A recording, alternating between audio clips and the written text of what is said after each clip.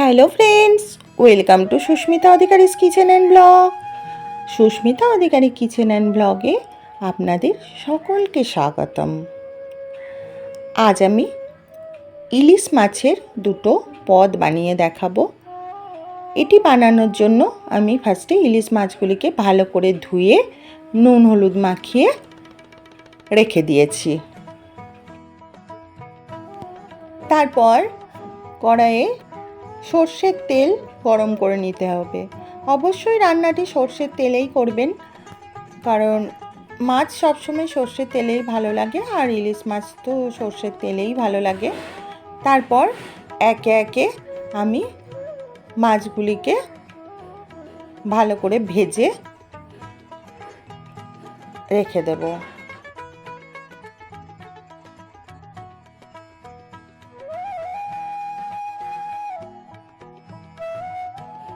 এক পিঠ ভালো করে ভাজা হয়ে গেলে অন্য পিঠটাও আমি ভালো করে ভেজে নেব।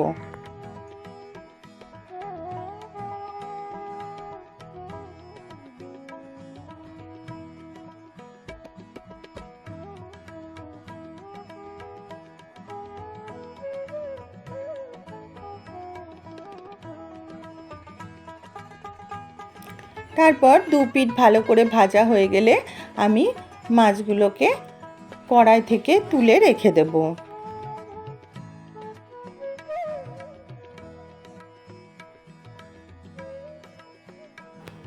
তারপর ওই তেলের মধ্যেই আমি কেটে রাখা বেগুনগুলিকে দিয়ে একটু নেড়ে নেব।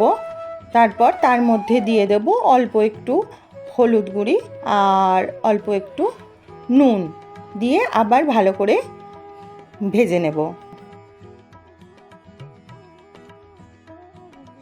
বেগুনগুলো যখন ভালো করে ভাজা হয়ে যাবে তখন আমি বেগুনগুলোকে তুলে রেখে দেব।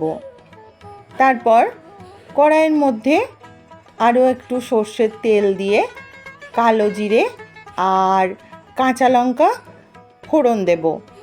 তারপর এরকম পাতলা পাতলা করে কেটে রাখা আলুগুলিকে দিয়ে দেব।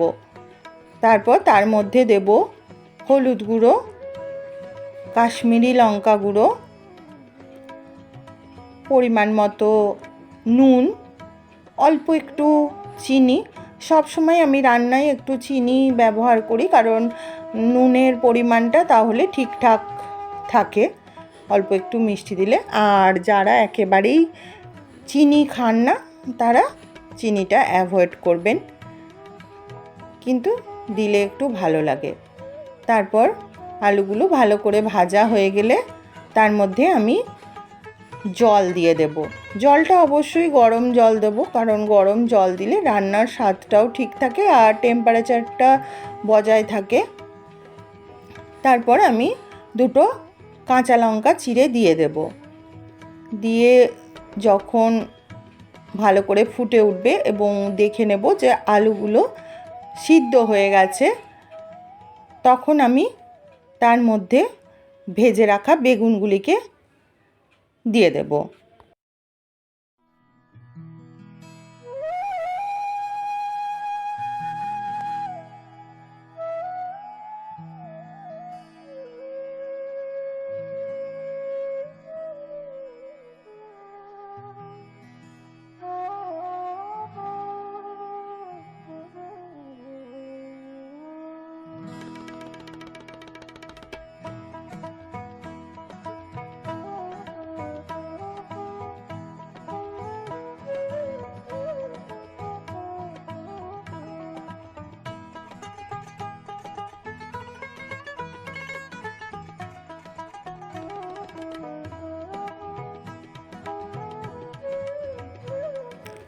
এই পর্যায়ে আমি দেখে নেব যে নুনটা ঠিকঠাক আছে কি না। তারপর যখন বেগুনগুলিও সিদ্ধ হয়ে যাবে তখন ভেজে রাখা মাছগুলিকে দিয়ে দেব। ইলিশ মাছ খুব নরম হয়, তাই বেশিক্ষণ ফোটানোর দরকার নেই, অল্প একটু ফোটালেই হয়ে যায়, টেস্টটা তাড়াতাড়ি চলে আসে ঝোলের মধ্যে। তারপর মাছগুলিকে দিয়ে আমি আর একটুখানি 5 মিনিটের মতো একসাথে ফুটিয়ে নেব।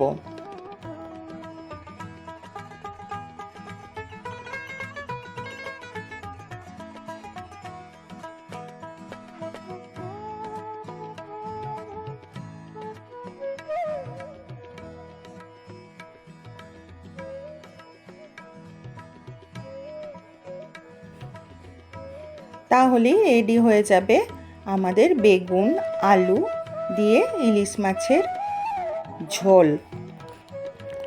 তারপর আমি কড়াইয়ে আবার সর্ষের তেল গরম করে নেব।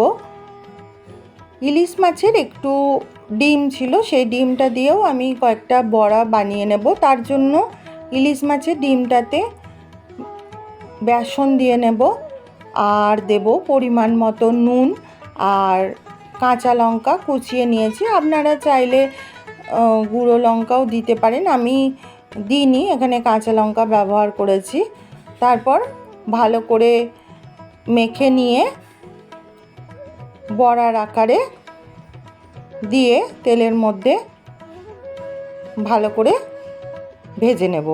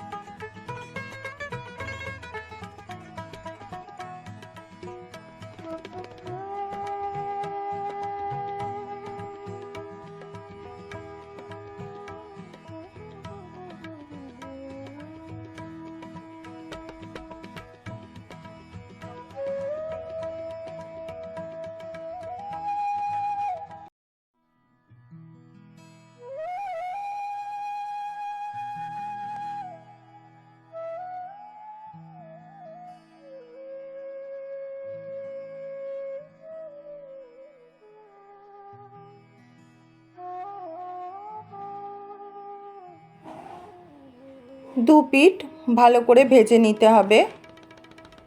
খুব ভালো লাগে এই বড়া দিয়ে গরম গরম ভাত খেতে। তারপর যখন দু পিঠ ভালো করে ভাজা হয়ে যাবে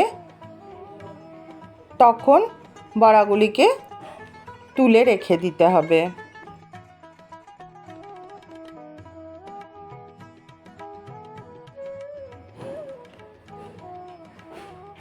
এরপর আমি ইলিশ মাছ ভাপা বানিয়ে নেব। তার জন্য আমি নিয়েছি টক দই, কাজু, পোস্ত, কালো সর্ষে, নারকেল আর কাঁচা লঙ্কা। আমি এখানে পোস্ত ব্যবহার করেছি, আমার কাছে হলুদ সর্ষেটা ছিল না বলে। আপনারা চাইলে যদি বাড়িতে হলুদ সর্ষে থাকে তাহলে হলুদ সর্ষেটাও পোস্তর বদলে ব্যবহার করতে পারেন।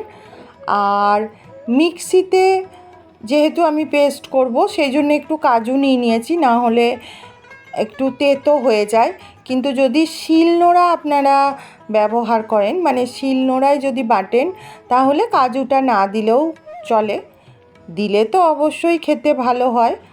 তারপরে সমস্ত উপকরণগুলিকে আমি একটা মিক্সিং জারের মধ্যে নিয়ে নেব আর তার মধ্যেই আমি দিয়ে নেব নুন, তাহলে তিতো ভাবটা থাকে না, দিয়ে একটা মিহি পেস্ট বানিয়ে নেব।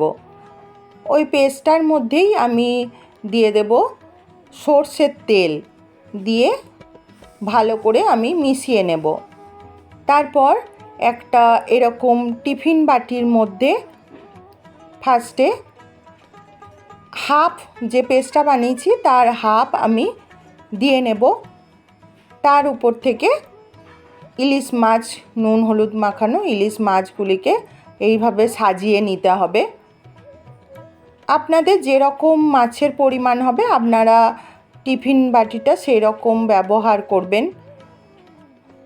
দিয়ে মাছগুলিকে সাজিয়ে নিয়ে উপর থেকে যে বাকি পেস্টটা ছিল সেটা সমস্ত মাছের মধ্যে এইভাবে ভালো করে দিয়ে দিতে হবে। ভালো করে যখন দেওয়া হয়ে যাবে তখন তার মধ্যে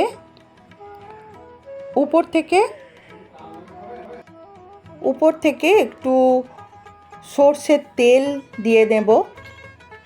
কাঁচা সর্ষের তেল দেবেন অবশ্যই।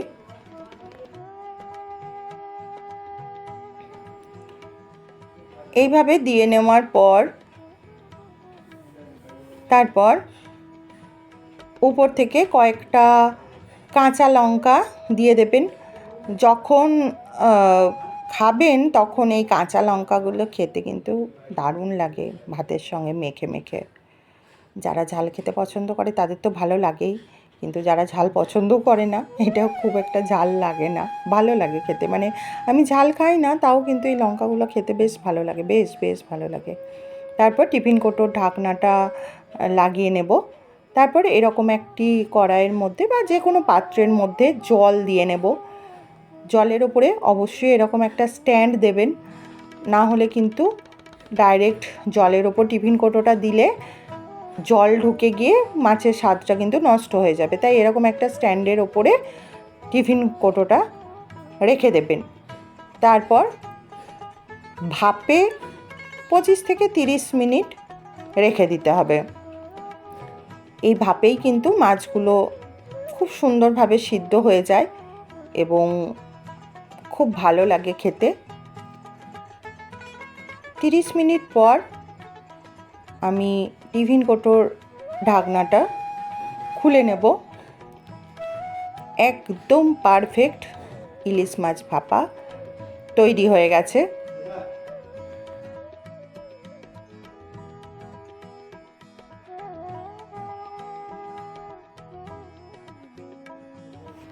এইভাবে বানিয়ে আপনারা দেখবেন, আর কেমন হয়েছে অবশ্যই কমেন্টসে দেখবেন।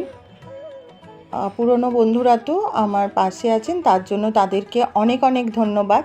আর নতুন যারা দেখছেন আমার রেসিপিটা, চ্যানেলটা, তারা অবশ্যই আমার চ্যানেলটা সাবস্ক্রাইব করে দেবেন আর পাশে থাকবেন। এরকম নতুন নতুন অনেক রেসিপি আমার চ্যানেলে দেওয়া আছে, আপনারা অবশ্যই দেখে নেবেন।